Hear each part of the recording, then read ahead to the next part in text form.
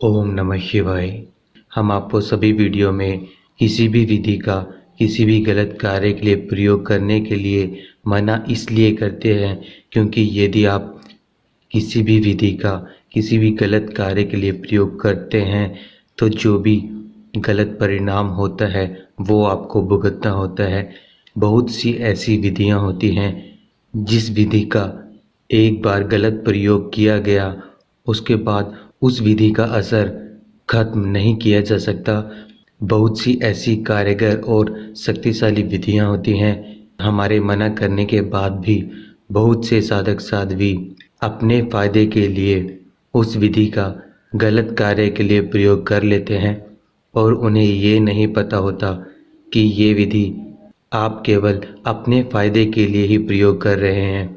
यदि आप जिससे सच्चा प्रेम करते हैं, हमारे द्वारा बताई हुई विधि का अपनी सच्ची श्रद्धा से अच्छी कामना के साथ हमारे द्वारा बताई हुई विधि को करें, आप देखेंगे जिस कार्य के लिए आपने उस विधि का प्रयोग किया होगा वो कार्य जरूर पूर्ण होगा।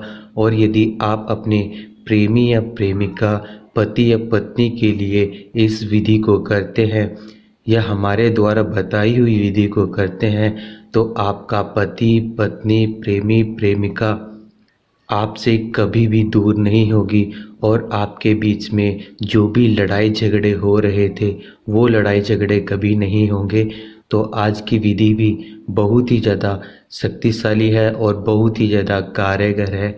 इस विधि का कोई भी साधक साध्वी किसी भी गलत कार्य के लिए प्रयोग ना करे।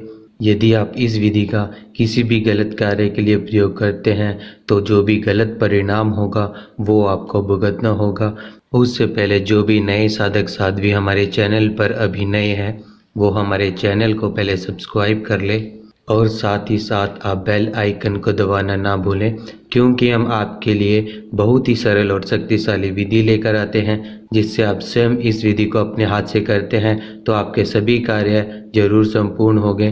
इस विधि को पूर्ण करने के लिए आपको क्या क्या सामग्री चाहिए तो आइए जानते हैं। आपको चाहिए थोड़ा सा कुमकुम, लौंग और आपके प्रेमिका और आपका पहना हुआ वस्त्र। तो आपने क्या करना है, आपने 3 लौंग लेनी है। 3 लौंग वही लेनी है जिस पर फूल हो, बिना फूल वाली लौंग का प्रयोग ना करें। और आपने इन 3 लौंग को पूरे 24 घंटे आपने अपने शरीर में कहीं पर भी ऐसे स्थान पर बांधे जहां पर आपके शरीर का पसीना इस पर लगता रहे। और आप इसे अपने हाथ पर भी बांध सकते हैं, आप इसे अपने गले में भी बांध सकते हैं, आप इन्हें अपनी कमर में भी बांध सकते हैं। ध्यान रहे इनमें से एक भी लौंग गिरनी नहीं चाहिए। जब आप अगले दिन इन 3 लौंगों को अपने शरीर से, जहाँ पर आपने इन 3 लौंगों को बांधा था वहाँ से जब आप निकालते हैं, यदि आपने बाजू में बांधा हुआ था तो आप बाजू से उतारते हैं तो आपने इन 3 लौंगों को साबुत ही ऐसे निकाल लेना है। उसके बाद आपने इन 3 लौंगों को पीस लेना है, इनका पाउडर बना लेना है।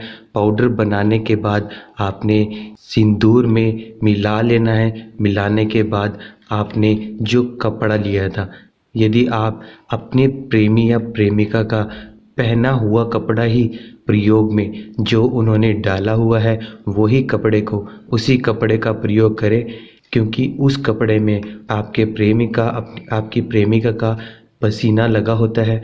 और यदि आपके पास उनका पहना हुआ कपड़ा नहीं है तो आप जो भी आपको उनका कपड़ा मिले वो आप कपड़ा लें, उस पर आपने नाम लिखना है। जो आपने सिंदूर और लौंग को मिलाया था उससे ही आपने नाम लिखना है।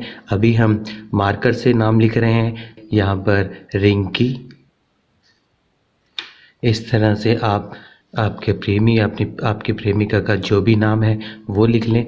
और उसके बाद आपने जो दूसरा कपड़ा आपने लिया है, अपना कपड़ा तो वहीं ले, चाहे आप अपनी बनियान ले सकते हैं। बनियान का कपड़ा आप लंबा काट ले, इस तरह से जिस तरह से हमने ये काटे हुए हैं।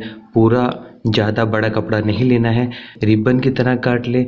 और जो आपने अपना कपड़ा लिया है, बनियान का जो भी कपड़ा लिया है, उस पर आप अपना नाम लिखें। जैसे कि हम लिख रहे हैं राज। जैसे कि हमने लिखा है राज। अभी हमने आपको मार्कर से लिखकर बताया है, आपने अपने प्रेमी, अपने प्रेमिका और अपनी पत्नी, अपने पति का नाम, जो ये आपने लौंग और सिंदूर लिया है उससे ही आपने नाम लिखना है। ये हमने मार्कर से आपको लिखकर बताया है और आपने इस उंगली से अपने ये दोनों नाम लिखने हैं। लिखने के बाद आपने क्या करना है, आपने इन दोनों को इस तरह से अच्छे से फोल्ड कर ले। फोल्ड करने के बाद आपने इस पूरे कपड़े में इस तरह से 7 गांठ लगानी है और 7 गांठ लगाते हुए जितना हो सके आप पॉजिटिव ही बोले, अच्छा ही बोले। आप अपने पति, अपनी पत्नी, अपने प्रेमी, अपने प्रेमिका के लिए अच्छा ही बोले। अपने मन में बिल्कुल भी किसी भी प्रकार की कोई गलत बात ना लेकर आएँ। इस तरह से आप गांठ लगा लें। गांठ लगाने के बाद आपने जो दूसरा कपड़ा लिया है उसको भी आप अच्छे से इस तरह से फोल्ड कर लें, मोड़ लें। मोड़ने के बाद आपने इसमें भी आपने इसी तरह से 7 गांठ लगानी है। अपने मन में किसी भी प्रकार की कोई बात ना लाएं, केवल और केवल आप यह सोचते रहें कि आपके साथ अच्छा होगा और आपके साथ कभी भी किसी भी प्रकार की कोई लड़ाई झगड़े नहीं होंगे। इस तरह से आपने दोनों कपड़ों में 7-7 गांठ लगा लेनी है। लगाने के बाद आपने क्या करना है, आप इसे शुक्रवार के दिन कर सकते हैं या आप अमावस्या के दिन कर सकते हैं। ये विधि आपने सुबह के समय करनी है। सूर्य उदय होने से पहले आपने इस विधि को करना है। और जो 3 लौंग ली हैं उन 3 लौंग को आपने वीरवार के दिन पूरे 24 घंटे होने के बाद आप सुबह के समय इस विधि को करें। और उसके बाद जब आप ये पूरी प्रक्रिया कर लें और इसके बाद आपने इन दोनों कपड़ों को पीपल के पेड़ की एक टहनी में आपने इन दोनों कपड़ों को एक साथ एक टहनी में बांधे। और जब आप बांध रहे हो तो आपने उसमें भी 7 गांठ लगानी है।